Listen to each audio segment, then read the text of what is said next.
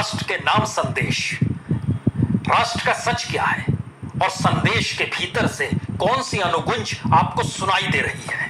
हमें लगता है कि आज इन दोनों परिस्थितियों के बीच में आज खड़े हो जाइए और जरा महसूस करना शुरू कीजिए, क्या भारत को इतना कमजोर कर दिया गया है? यहाँ के बहुसंख्य तबके को 2 जून की रोटी के लिए मोहताज कर दिया गया है और उसके बाद 2 जून की रोटी का ऐलान अगर सत्ता अपने तौर पर यह कहते हुए करे कि हम अब आपको मुफ्त में इतना भोजन देंगे और यही देश की पूरी इकोनॉमी हो जाए, तो क्या इससे बड़ी त्रासदी कुछ हो सकती है? भारत तो दुनिया की जी हाँ दोस्तों, जैसा कि यहाँ पर पुण्य प्रसून वाजपेयी सर ने कहा कि अब देश को उस स्थिति में लाके रख दिया गया है जहाँ 2 वक्त की रोटी के लिए ही लोग, केवल 2 वक्त की रोटी तक ही उनकी सोच सीमित हो जाए, वो अपने दूसरे मुद्दे नहीं उठा पाएँ। क्योंकि आप जानते हैं कि जिस तरीके से अर्थव्यवस्था, पहले भी अर्थव्यवस्था की हालत कोई बहुत अच्छी तो नहीं थी, ऊपर से कोरोना की महामारी के कारण जो थी अर्थव्यवस्था और भी अधिक चरमरा गई। अगर यही अर्थव्यवस्था कोरोना की महामारी के आने से पहले मजबूत अवस्था में होती तो कोरोना की इस महामारी के संकट काल में वो मजबूती जो थी वो इस संकट को संभाल लेती और जो इसमें अर्थव्यवस्था का नुकसान होता उसकी भरपाई हो जाती। लेकिन चूंकि अर्थव्यवस्था पहले ही डामाडोल थी और कोरोना की महामारी आई तो उसने बिल्कुल ही इस अर्थव्यवस्था की टांग तोड़ के रख दी। और जहाँ तक जैसा कि प्रधानमंत्री कह रहे हैं कि राशन दिया जाएगा, अब प्रधानमंत्री जो है एक बात का जवाब क्यों नहीं देते कि जब पहले से ही प्रधानमंत्री राहत कोष नाम से फंड हुआ करता था तो प्रधानमंत्री को नया राहत कोष बनाने की आवश्यकता क्या पड़ी, ऐसी आवश्यकता क्या पड़ गई। पीएम केयर्स फंड और पहले नीति आयोग था, योजना आयोग था सॉरी, और प्रधानमंत्री ने उसे उसका नाम बदलकर नीति आयोग कर दिया। तो इस तरह के बदलाव करके और फिर जो पीएम केयर्स फंड है उसका ऑडिट भी नहीं हो रहा है, उसमें क्या राशि है, सीएजी कुछ बता नहीं रही है कि कितना खर्च हुआ, किस पर हुआ। चुनाव प्रचार में भाजपा की, जिसमें कि एलईडी स्क्रीन, जिसका जिक्र मैंने एक पहली अपनी वीडियो में भी किया था, उसमें जो खर्च है वो एलईडी स्क्रीन्स पर किया गया था।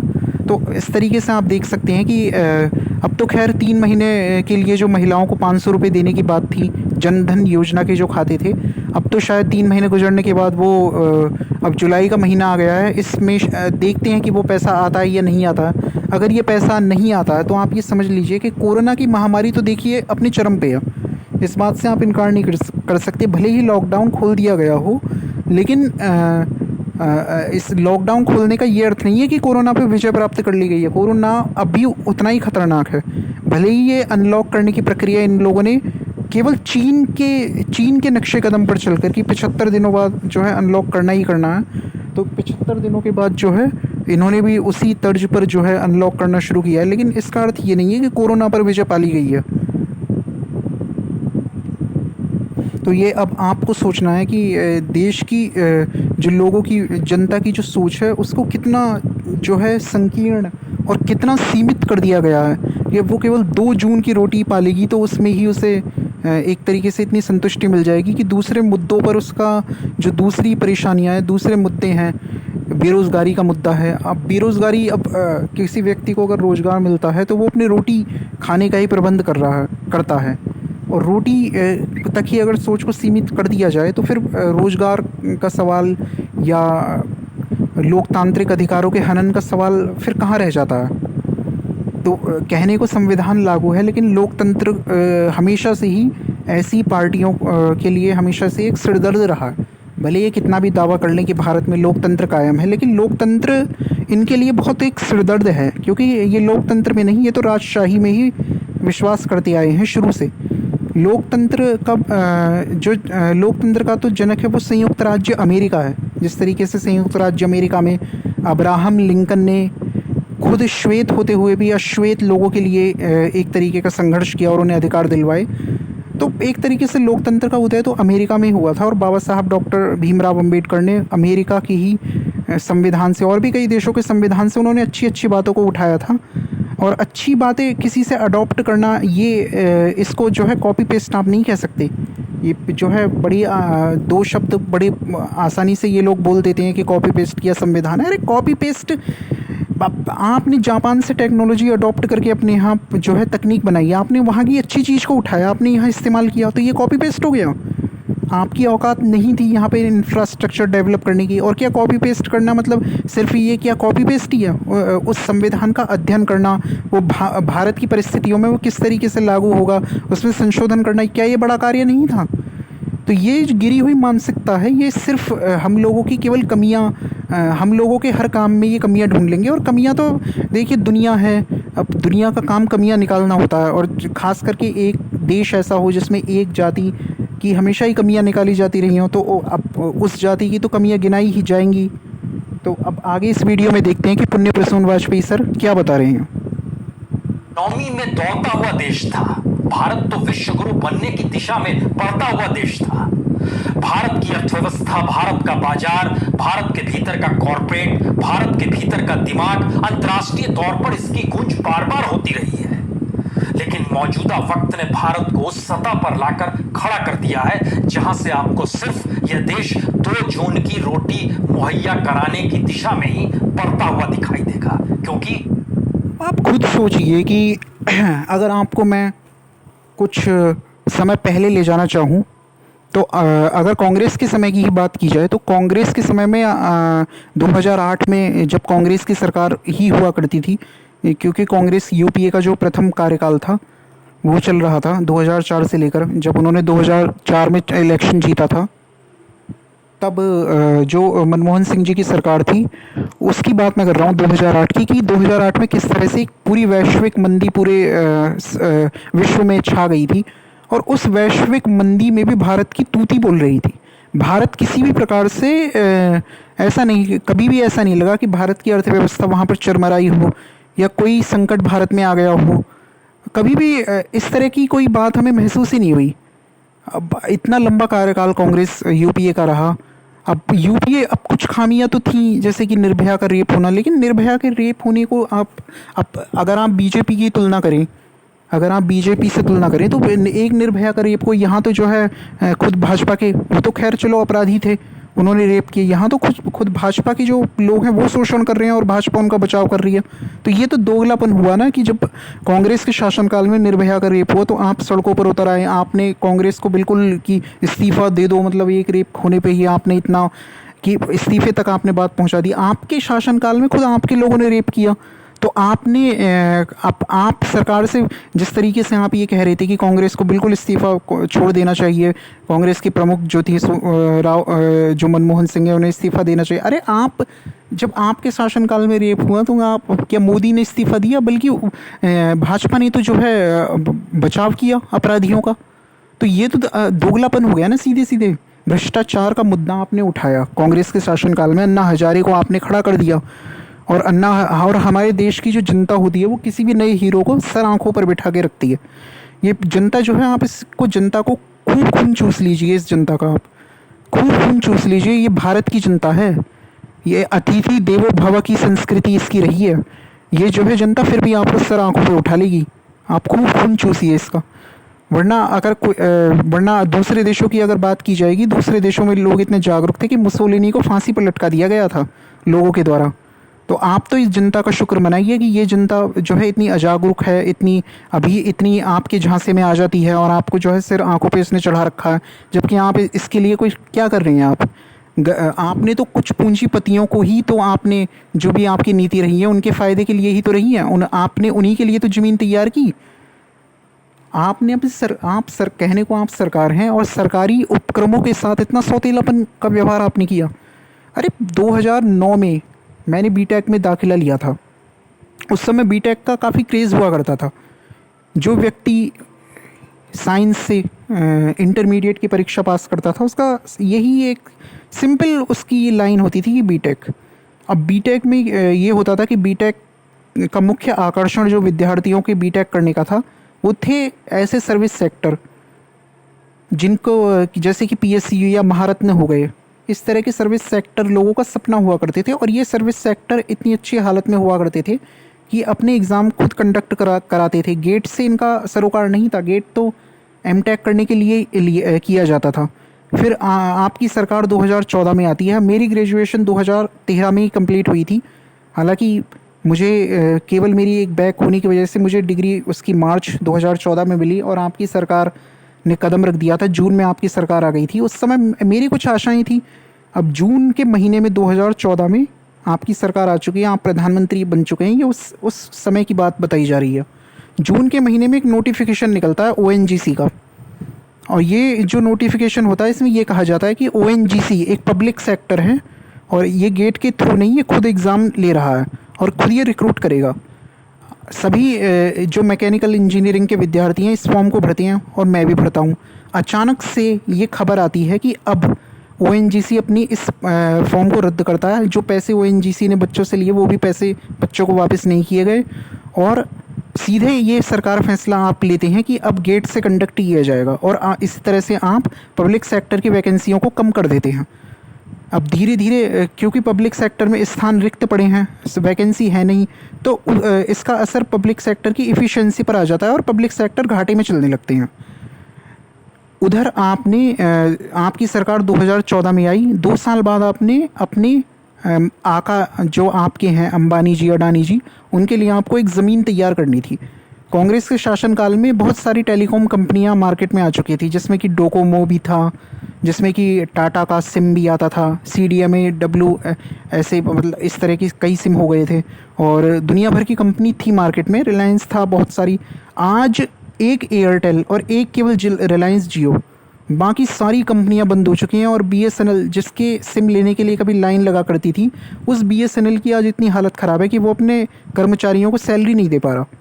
और जिस तरह की सर्विस BSNL की होनी चाहिए थी, हालांकि अपने स्तर पर BSNL फिर भी एक सरकारी उपक्रम है, लेकिन फिर भी वो अपने स्तर पर अभी तक सेवा उपलब्ध करा रहा है और आज भी लोग उसका सिम चला रहे हैं। लेकिन आपने उसको बिल्कुल कब्र में पहुंचा दिया है।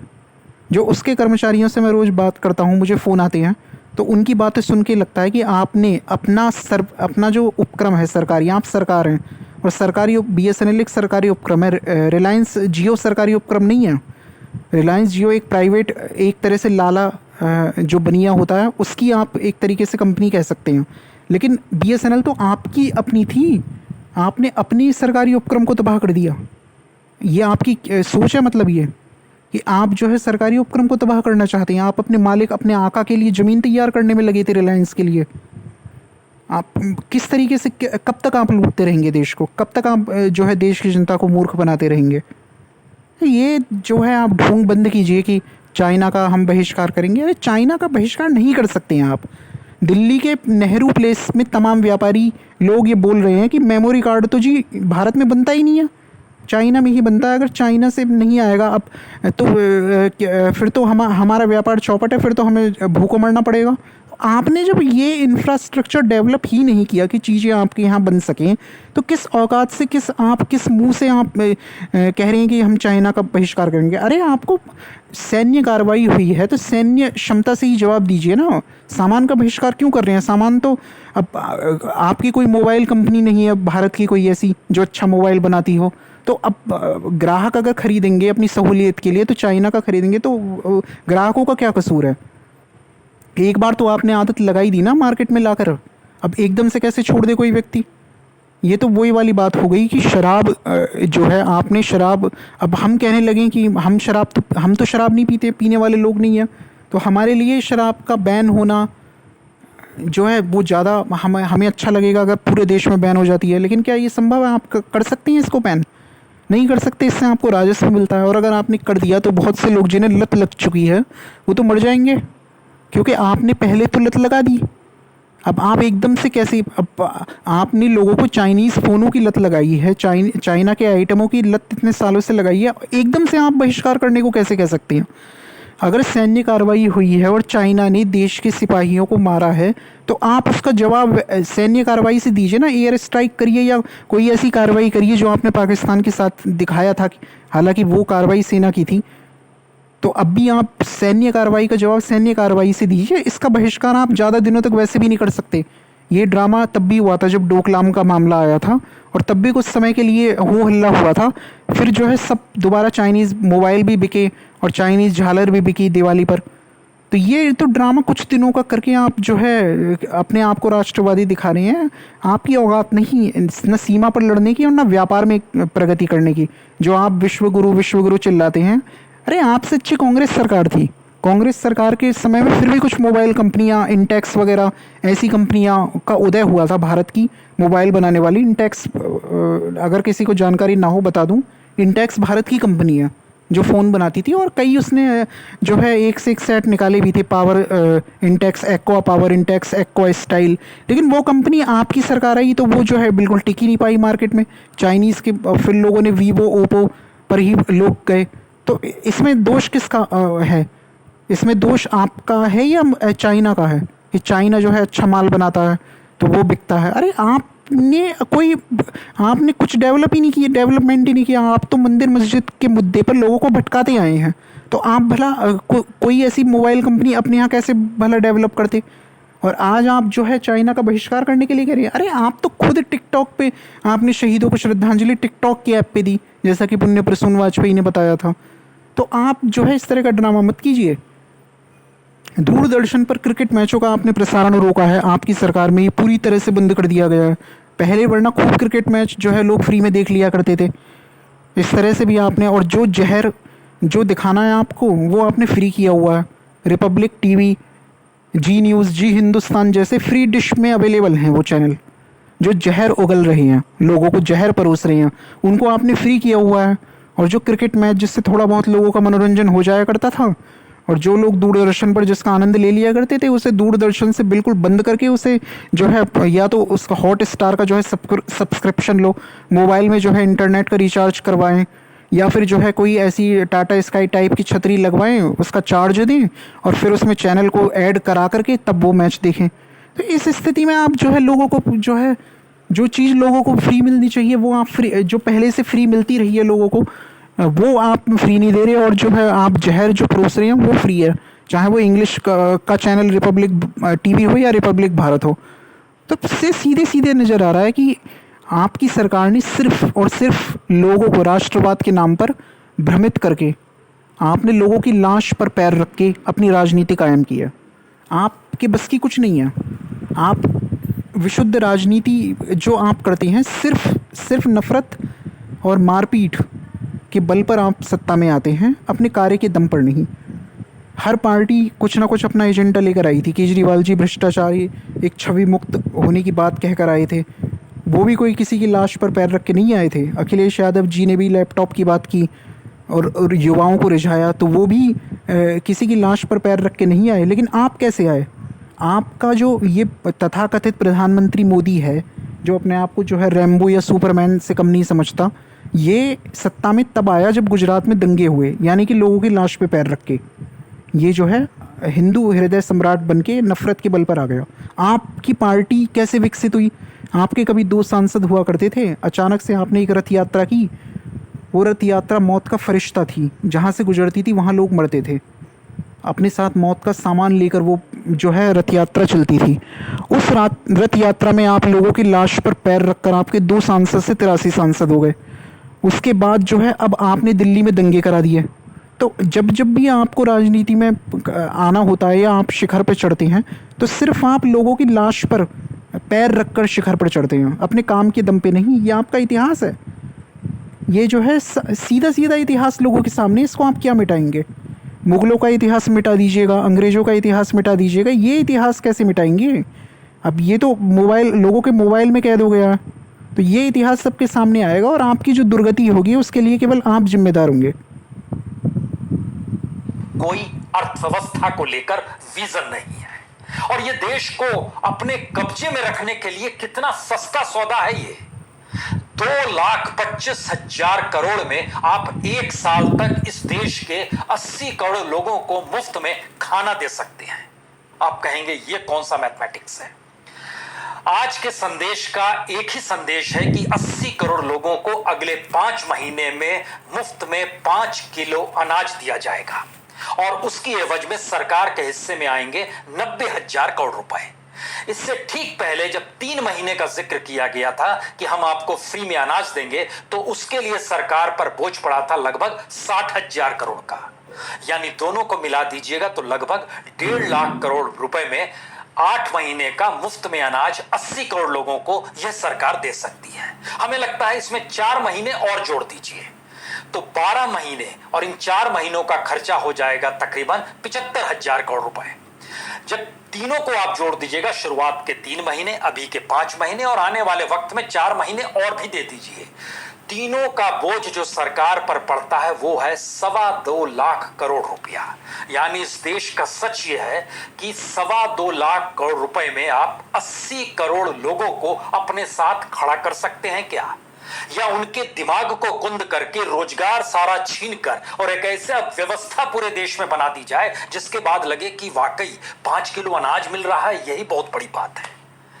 इस देश का सच इसलिए यह अनूठा हो चला है क्योंकि मौजूदा वक्त का एक सच भारत का बार बार उस राजनीति को छूता है जिस राजनीति में लगता है कि आप चुनाव कैसे जीतेंगे, आपको वोट कौन देगा, वोट देने वाला कौन सा तबका होगा, उसकी कितनी बड़ी तादाद होगी। तो बीजेपी को जो वोट मिले 2019 में सत्ता में आने के लिए, वह वोट थे 22,90,78,261, यानी 22 करोड़। 2014 में वोट मिले थे 17 करोड़ 16 लाख, और 80 करोड़ को आप भोजन दे रहे हैं।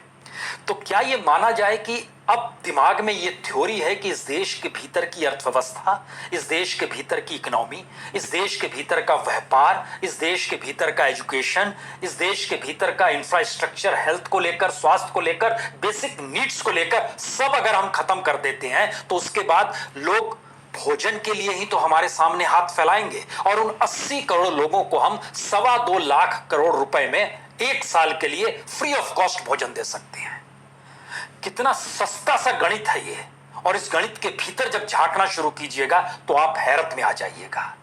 इस देश के भीतर में कितनी बड़ी बड़ी लूट हो गई, कितनी बड़ी तादाद में रकम को कॉर्पोरेट को दे दिया गया, रिलीफ दे दी गई, बांट दिया गया, बैंक के भीतर से पैसा कहां चला गया, इस देश के जो पब्लिक सेक्टर इंस्टीट्यूशंस थे वो कैसे खत्म हो गए, उसको भी बेचकर कैसे पैसा आ गया। लेकिन 80 करोड़ के लिए 5 किलो अनाज की थ्योरी गजब की है, और इस थ्योरी के अक्स तले हमको लगता है कुछ सच को जानिए। अगर 2.25 लाख करोड़ में 12 महीने में मुफ्त अनाज देकर इस देश का पेट भरा जा सकता है तो सोचिए इस देश में कितनी असमानता है, यानी असमानता का पैमाना क्या हो सकता है। क्योंकि इस देश के भीतर टॉप 30 कॉर्पोरेट्स ऐसे हैं जिन्होंने सरकार या सरकारी इंस्टीट्यूशन से या आरबीआई या बैंक से कर्ज जो लिया है वो नहीं लौटाया है। वह एक एक व्यक्ति के ऊपर जो पैसे का बोझ पड़ा है वह इस देश के लगभग एवरेज 40 करोड़ लोगों को फ्री ऑफ कॉस्ट 1 साल तक भोजन करा सकता है, या 80 करोड़ लोगों को फ्री ऑफ कॉस्ट 6 महीने का भोजन दे सकता है, क्योंकि यह 1 लाख करोड़ से ज्यादा की स्थिति कमोवेश बैठती है।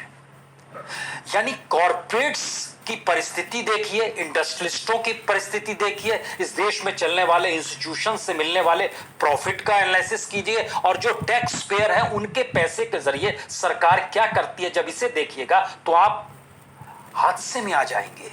80 करोड़ लोग सिर्फ 2.25 लाख करोड़ के रुपए पर 1 साल मुफ्त में भोजन कर सकते हैं। हमारी एक ऐसी परिस्थिति इस देश के भीतर की आ गई है, लेकिन ये होता नहीं है। ये तो हम सिर्फ राष्ट्र के नाम संदेश के ऐलान का जिक्र आपसे कर रहे हैं। ये होता क्यों नहीं है, हम इसकी परतों को एक एक करके खोलना शुरू करें और आपको बताना शुरू करें तो बड़े नॉमिनल एस्पेक्ट में आपके साथ आज बात करते हैं। मनरेगा में बजट में दिया गया था 61,000 करोड़ रुपए, राहत पैकेज के नाम पर 40,000 करोड़ रुपए और दे दिए गए, लेकिन मनरेगा के अभी तक की स्थिति है कि जो पैसा रिलीज किया गया है वह सिर्फ 38,999 करोड़ रुपए किया गया है। करना कितना है, 1 लाख करोड़ से ज्यादा, 1,01,000 करोड़ करना है, 38,000 करोड़ किया गया है। जो बजट में 60 और जो अलग से 40 था वह स्थिति थोड़ी देर के लिए भूल जाइए। जितने वेजेस जो दिए गए हैं पिछले अप्रैल, मई, जून, ये 3 महीने के दौर में वेजेस जो बांटे गए उसमें जानकारी आई कि 19 करोड़ रुपए हमने वेजेस के तौर पर बांट दिए हैं। जो मटेरियल खरीदा, जो स्किल लेबर था उनको लगभग 9,000 करोड़ रुपए दिए, जो एडमिनिस्ट्रेटिव काम था उसमें लगभग 766 करोड़ दे दिए। इस एवरेज से जब आप चलना शुरू करते हैं कि क्या वाकई 30,000 करोड़ रुपए अगर 3 महीने में खर्च हो गए तो 12 महीने में खर्च हो पाने की स्थिति कितनी होगी? 1,20,000 करोड़ रुपए। 1,00,000 करोड़ रुपए आप देने की स्थिति में है। अभी के एवरेज से चलेंगे तो 1,20,000 करोड़ रुपए देने होंगे। अभी जो रिलीज किया गया है वो रिलीज लगभग 80% खत्म हो चला है। इसके बाद पैसा देने के पास आपके लिए पैसा है या नहीं है, पहला सवाल यह आएगा। दूसरा सवाल, जो इस देश के भीतर का मिड डे मील है जिसका जिक्र हम बार बार करते हैं, सबसे कम पैसे में सबसे ज्यादा बच्चों को भोजन करा पाने की स्थिति मिड डे मील की आती है। मिड डे मील आज की तारीख में, आज जब राष्ट्र के नाम भाषण चल रहा था उस समय तक 4 बजे तक का समय होता है मिड डे मील का। उस समय तक मिड डे मील की पूरी लिस्ट बन जाती है और सरकार उसको जारी कर देती है। आज भी जारी कर दी गई 4 बजे। उसमें जानकारी मिली कि इस देश के 11.5 लाख स्कूलों में से सिर्फ 664 स्कूलों में मिड डे मील बटा है। इस देश के तकरीबन 12 करोड़ बच्चों में से सिर्फ 15,854 बच्चों को मिड डे मील मिला है। और उसमें भी सबसे ज्यादा असम के बच्चे हैं, जो कि 15,240 बच्चे असम के ही हैं और 388 स्कूल असम, बाकी जगहों के कहीं नहीं है। इसमें उत्तर प्रदेश नहीं है, बिहार नहीं है, झारखंड नहीं है, उड़ीसा नहीं है, मध्य प्रदेश नहीं है, राजस्थान के बहुत 12 स्कूल है सिर्फ जहां पर मिड डे मील। बट ये स्थिति अगर इस देश के भीतर की है तो एक तरफ न्यूनतम का जिक्र जिसके दायरे में बजट भी आता है, वहां से निकला हुआ पैसा अभी हम नहीं दे पा रहे हैं। मिड डे मील के लिए अलग से पैसा लगभग 1600 करोड़ का ऐलान एचआरडी मिनिस्ट्री ने किया था, बोझ पड़ेगा, हम मिड डे मील छुट्टियों में भी बांटेंगे, लेकिन कुछ भी नहीं बट रहा है। तो ये जो ऐलान है, अब थोड़ी देर के लिए इसको खाली याद रखिएगा, 2.25 लाख करोड़ 80 करोड़ लोगों को भोजन मुहैया कराएंगे। अब देखिए दूसरा स्थिति, प्रवासी मजदूर आपके जहन में याद होगा जिनके पास राशन कार्ड नहीं है। आज सरकार ने और प्रधानमंत्री ने जिक्र तो कर दिया कि हम एक राशन कार्ड एक देश में बना देंगे, जो बहुत कठिन काम नहीं, बन जाना चाहिए। लेकिन दूसरा सच क्या है? दूसरा सच यह है कि इस राशन कार्ड का सच जानिए, उससे पहले यह जानिए जिनके पास राशन कार्ड नहीं था। 8 करोड़ प्रवासी मजदूर थे और 8 करोड़ प्रवासी मजदूरों के लिए 2 महीने के मुफ्त अनाज की सरकार ने व्यवस्था की कि मई और जून में उनको मुफ्त का अनाज देंगे। लेकिन जो अनाज कहां से आएगा? एफसीआई के गोडाउन से आएगा।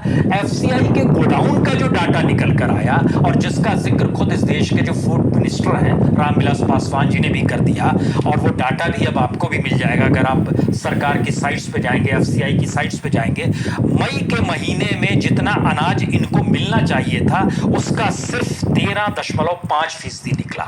जून के महीने में ये 10% से भी कम हो गया। यानी मई के महीने में इन 8 करोड़ लोगों में से जो प्रवासी मजदूर थे, सिर्फ 1 करोड़ 7 लाख लोगों को ही अनाज पहुंचा सके। यानी 7 करोड़ लोगों को अनाज नहीं पहुंचा सके मई के महीने में।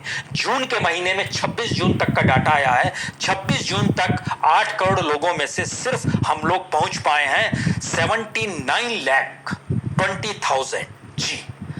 यानी यहां 1 करोड़ तक भी नहीं पहुंच पाए हैं। वहां तो 1 करोड़ को किसी तरीके से छू लिया था क्योंकि अनाज ही नहीं निकाला गया। ये तो पहला सच था। दूसरा सच इस देश के भीतर में पीडीएस सिस्टम का है। जो राशन दुकानों से अनाज मिलना चाहिए, अनाज बंटना चाहिए, उसका डाटा तो और चौंकाने वाला है कि राशन दुकानों से भी अनाज जो मिलना चाहिए था उसमें भी सिर्फ एक आंध्र प्रदेश है, बिहार है, केरल है और उत्तर प्रदेश है जिन्होंने अपने इलाके में पीडीएस सिस्टम में 90% अनाज बांटा है। दिल्ली, मध्य प्रदेश, उड़ीसा, झारखंड 30% से भी कम है। और ओवरऑल देखिएगा अगर ढांचा इस देश के भीतर में जितने भी राशन कार्ड हैं उसमें सिर्फ लगभग 58% लोगों को अनाज मिल पाया है, 42% को अनाज नहीं मिल पाया इस दौर में भी।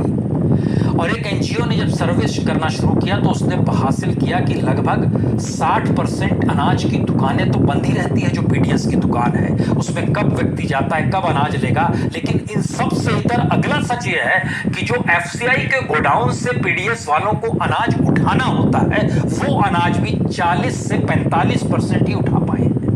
सिर्फ अनाज का जिक्र हो रहा है। सिर्फ 2 2 जून की रोटी मुहैया कराने का जिक्र हो रहा है, जो सबसे न्यूनतम में मिलता है उसका जिक्र हो रहा है, वह जो पहले से चला आ रहा था उसका जिक्र हो रहा है। पहले से मनरेगा था, पहले से मिड डे मील था, पहले से पीडीएस सिस्टम था, उसको भी पूरा नहीं कर पाए, प्रवासी मजदूरों को पूरा नहीं कर पाए। और आज हमने 2.25 लाख करोड़ का जो साल भर का हमने डाटा निकाला, सरकार तो सिर्फ 1.5 लाख करोड़ रुपए खर्च कर रही है और 8 महीने के लिए खर्च कर रही है, लेकिन हमने कहा 1 साल भी फ्री कर दें। लेकिन 2.25 लाख करोड़ इस सरकार के लिए दुअन्नी और चुन्नी की तरह है, या इस देश की इकोनॉमी में उसका कोई महत्व नहीं है। लेकिन सोचिए 80 करोड़ लोग अगर इतने कम भोजन पे आश्रित हैं या इतनी कम रकम पे आश्रित हैं, तो इस रकम का मतलब क्या होगा?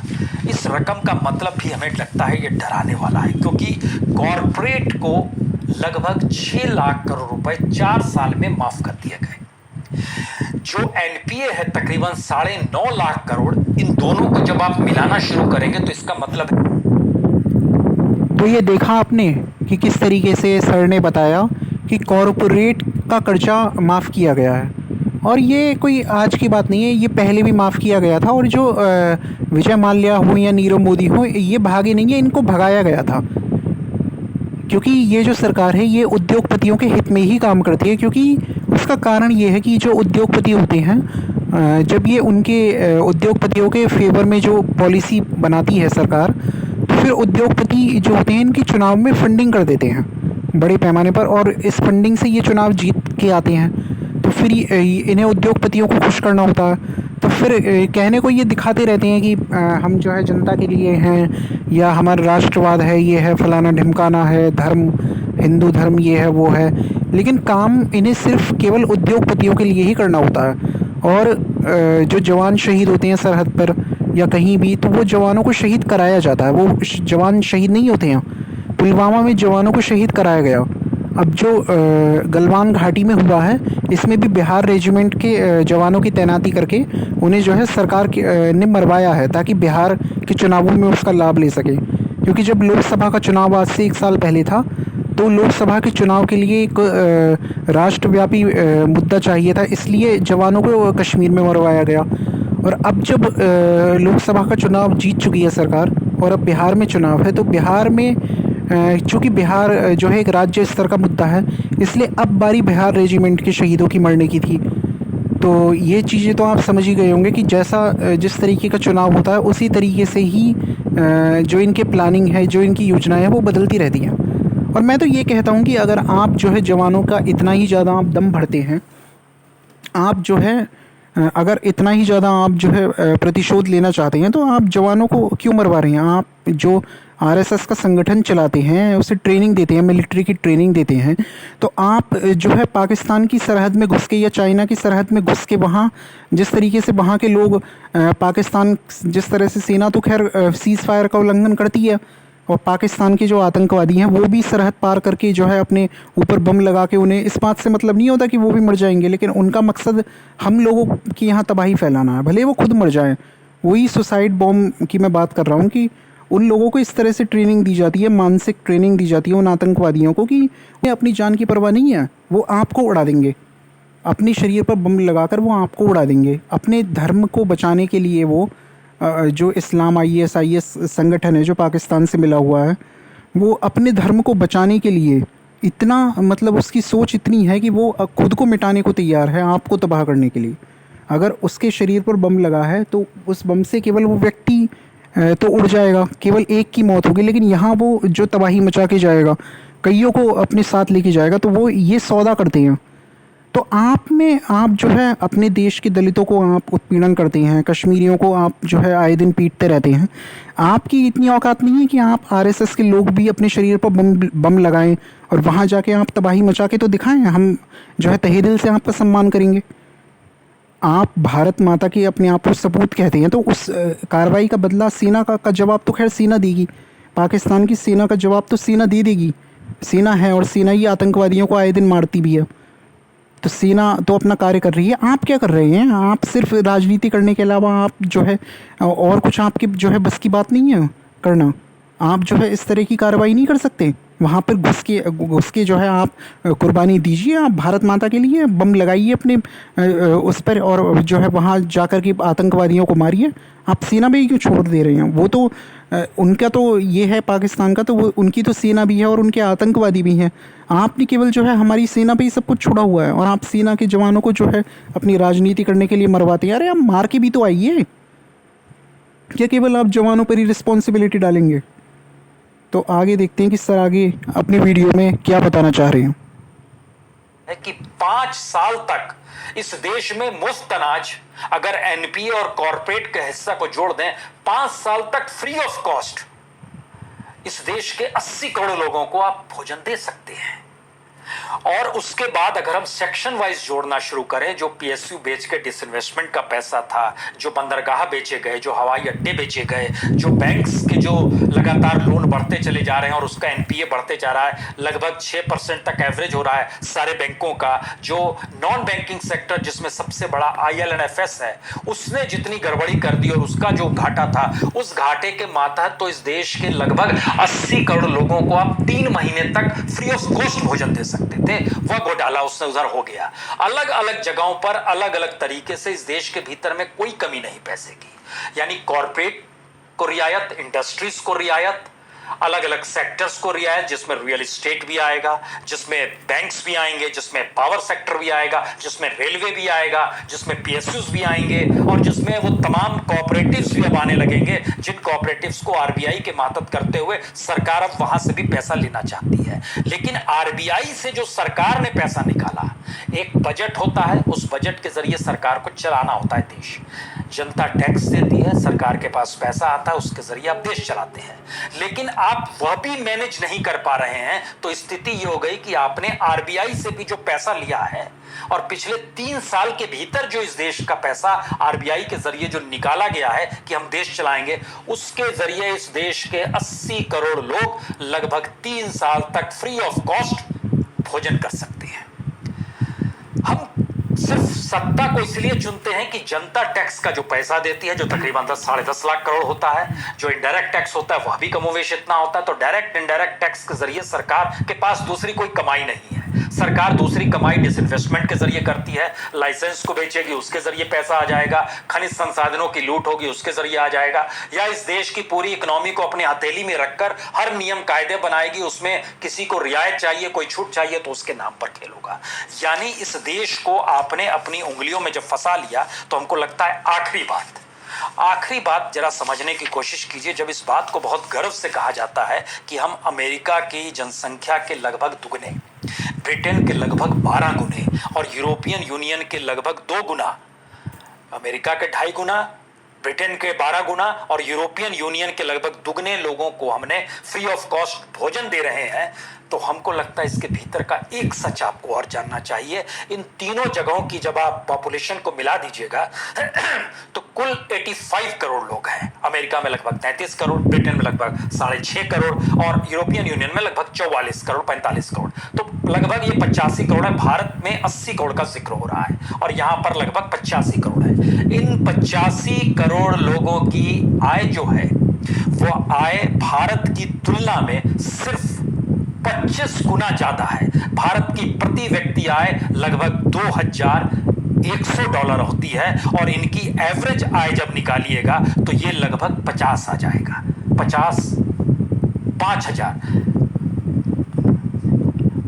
50,000 डॉलर और यहां पे $2,000, ये अंतर है। अमेरिका में प्रति व्यक्ति आय $65,000, ब्रिटेन में $41,000, यूरोपियन यूनियन में $38,000, भारत में $2,000, एक हिस्सा ये। दूसरा, जो बेरोजगारी भत्ता और कोविड के वक्त में जो उन्हें रियायत दी जा रही है, वह रियायत भारत में मिलने वाले किसी भी टॉप मोस्ट ब्यूरोक्रेट को जो मिलता है पैसा, जो सरकारी अधिकारी को मिलता है, वह 2 लाख बेसिक जो उसका एक बेस होता है, उससे भी ज्यादा वहां पे बेरोजगारी भत्ता कोविड क्राइसिस के दौर में सब मिला के दिया जा रहा है। स्थिति ये हो गई है कि $600 एक्स्ट्रा दिए जा रहे हैं कोविड क्राइसिस के दौर में, जो कि इससे पहले तक। तो देखा आपने कि कोविड-19 के दौर में जो रियायत दी जा रही है या जो ये भत्ता दिया जा रहा है, वो जो है यहाँ पर जो टॉप मोस्ट व्यक्ति की सैलरी है उससे भी ज़्यादा वहाँ पे दिया जा रहा है। हालांकि अब अब कुछ लोग ये कह सकते हैं कि जनसंख्या भारत की एक बहुत विशाल है, अगर इन देशों से तुलना की जाए, आपकी बात मान भी सकते हैं, लेकिन फिर भी अगर आप देखें तो उस हिसाब से भी बहुत कम दिया जा रहा है। बल्कि सरकारी जो कर्मचारी हैं उनका वेतन जो है, उनका जो डीए है या उनका जो भी अलाउंस है उसे जो है कट किया जा रहा है। रियायत देने के बजाय जो है उल्टा जो है सैलरी काटी जा रही है। और जो ये कहा गया कि महिलाओं को 500 रुपये दिए गए, मतलब 3 महीने तक उन्होंने 500 रुपये दिए जो कि अकाउंट में आ जाते थे। अप्रैल से शुरू हुए, अप्रैल के और मई के और जून के आ चुके हैं। अब जुलाई के अगर आएंगे तो देखना होगा कि 3-4 तारीख को वो पता चलेगा, खैर वो तो। लेकिन यही है कि 500 रुपये की जो बात है, 500 रुपये में आपको पता ही है कि आज की वर्तमान स्थिति में 500 रुपये से एक महीने में क्या हो सकता है। तो ये कोई मुझे बताने की ज़रूरत नहीं है, ये आप खुद समझदार हैं, इतनी व्यवहारिक चीज़ आप समझ सकते हैं। लेकिन अगर मान लीजिए, अब जैसे मैं अपनी बात करूं तो जो मेरी मदर हैं उनका जनधन अकाउंट था, तो उनके अकाउंट में तो 500 रुपये आ गए। उधर मेरी सिस्टर गवर्नमेंट जॉब करती है, लेकिन तो उसके कम से कम 20-25 हज़ार रुपये काट लिए गए भत्ते के नाम पर। तो इसमें तो एक परिवार में अगर किसी एक व्यक्ति के पास 500 रुपये आए तो दूसरे व्यक्ति से जो है कई हज़ारों रुपये कट गए। तो ये तो एक सरकार का दिखाने का खेल है कि हमने इतना पैसा दिया है, उल्टा आपने जितना पैसा दिया उससे कई गुना आपने काट लिया है। और लोगों को ये जो है, ये भ्रम का जो जाल बना रखा है कि हमने दिया ज़्यादा है। अरे आपने लिया ज़्यादा है, आपने जो है सरकारी कर्मचारियों से ले लिया। पीएम केयर्स फंड में आपने इमोशनल गेम खेला, उसके तहत लोगों ने पीएम केयर्स फंड में अंधाधुंध पैसा डाला। तो आप क्या उसका हिसाब दे रहे हैं? अब 500 रुपये देकर आप जो है खुद को मसीहा समझ रहे हैं, जबकि किसी भी देश में हालांकि कहने वाले तो कह सकते हैं कि इस देश की जनसंख्या जो है वो बहुत बड़ी जनसंख्या है और उस हिसाब से 500 रुपये, लेकिन फिर भी अगर कितनी भी बड़ी जनसंख्या हो, जिस हिसाब से आपको पैसा मिला है उस हिसाब से तो 500 रुपये आपने कुछ भी खर्च नहीं किया आपने। तो बल्कि अगर देखा जाए, पुण्य प्रसून वाजपेयी जी ने, जैसा कि अपनी पुरानी वीडियो में भी जिक्र किया था, कि एक ठीक सा एम्स बनाने के लिए केवल 1000 करोड़ रुपयों की आवश्यकता होती है। आपने चुनावी रैलियों पर 3000 करोड़ों रुपए खर्च किए, हज़ारों करोड़ों रुपए, लेकिन आपसे एक एम्स नहीं बन पाया। आपके 6 साल का कार्यकाल हो चुका है, एक आईआईटी आप नहीं बना पाए, कोई भी नया आईआईएम आपने नहीं बनाया, कोई भी एक ऐसा मल्टी सुपर कोई हॉस्पिटल आप नहीं बना पाए। तो आपने किया क्या?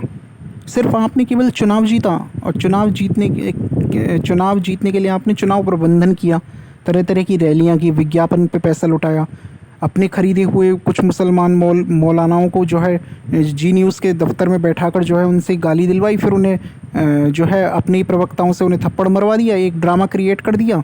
तो ये सब आपने किया है, इस सब का आपने मैनेजमेंट ही तो किया है, और किया ही किया है आपने। इस देश में आपने ना तो किसी भी काबिल व्यक्ति की कोई टीम बनाई, आपको तो जो है इस तरह का भ्रम फैलाने से, राष्ट्रवाद करने से ही वोट मिल गए, तो आप भला काम क्यों करेंगे? और ये चीज़ जो है अभी अजागरूक लोगों को समझ में नहीं आ रही। मैं जो है आशा करता हूँ कि ये जो है जनता जल्दी से जल्दी जागरूक हो। खैर हम तो खैर इसे जागरूक करने का प्रयास अपने दम पे करते रहेंगे, तो आपको ये जो है सबक सिखाएगी। तकरीबन 2 से 3200, 2000 से लेकर $3200 तक वहां पर जो अनएम्प्लॉयमेंट मिलता है उसमें $600 और जोड़ दिए गए। यानी भारत की इकोनॉमिक्स की तुलना, और आप हम लोग क्या एक भूखमरी वाले देश के बीच में हैं, और इस देश के प्रधानमंत्री जब राष्ट्र के नाम संदेश देते हैं तो एक भूखमरी की परिस्थिति है क्या? कमोवेश एक यही सच है, क्योंकि अभी तक हम लोग गरीबी की रेखा से नीचे का जिक्र होता था तो 29 करोड़ का जिक्र होता था, और उनकी आय जो रहती थी वो लगभग मान के चलिए कि उनको जो भोजन मिलता था और प्रति महीने जो रहती थी उनकी आय, वह लगभग 33-35 रुपए तक पे आके अटक जाती थी। हम ऐसी स्थिति में आ गए हैं जहां पर ये देश में 80 करोड़ लोगों को 2.25 लाख करोड़ रुपए, इसका मतलब है इस देश का कोई एक कॉर्पोरेट अगर सोच ले कि हमको इस देश को अब अपने हिसाब से चलाना है, वो पैरेलल में खड़ा होकर ऐलान कर दे कि हम मुफ्त में अनाज देंगे, आपको कोई काम करने की जरूरत नहीं है बरसों बरस तक, तो कुल मिला के 5 साल के लिए आंकड़ा बैठेगा लगभग 12 लाख करोड़ रुपए। 12 लाख करोड़ रुपए में कोई भी कॉर्पोरेट तो इस देश को खिला सकता है, और उसके बाद वो कह दे आप लोग को कोई काम करने की जरूरत नहीं है, और अब ये देश में हम ही को चुनाव जिता दीजिए। कुल वोट मिलते हैं बीजेपी को 2019 में जो मैक्सिमम है 22 करोड़, तो उसको तो 25 करोड़ आसानी से मिल जाएंगे। इस देश के सच के भीतर में जब आप समझते हैं तो इसका मतलब है इस देश को आगे बढ़ाने के काम सारे ठप कर दिए गए हैं। और जो लोग आज मौजूदा वक्त में खुश हैं, चाहे वो सैलरी क्लास हो, चाहे सोशल सिक्योरिटी लेने वाला क्लास हो, चाहे कॉर्पोरेट हो, चाहे इंडस्ट्रियलिस्ट हो, चाहे उच्च शिक्षा प्रदान करने वाला युवा हो, समझ लें अगर ऐसी स्थिति देश की रहेगी तो नंबर हर किसी का आएगा, स्थितियां हर किसी की बिगड़ेगी, अपने अपने दायरे में हर कोई बड़ी त्रासदीपूर्ण स्थिति में आएगा। और सबसे बड़ी बात, यह देश ना ऐसा था, ना इस देश को ऐसा होने दिया जाए। इस पहल को दिमाग में रखिए। बहुत बहुत शुक्रिया, बहुत बहुत शुक्रिया। दोस्तों, इस रेसिपी में मैंने एक कोशिश करी है कि जो 4 मेन फ्लेवर्स होते हैं, यानी कि स्वीट, सॉल्टी, सावर एंड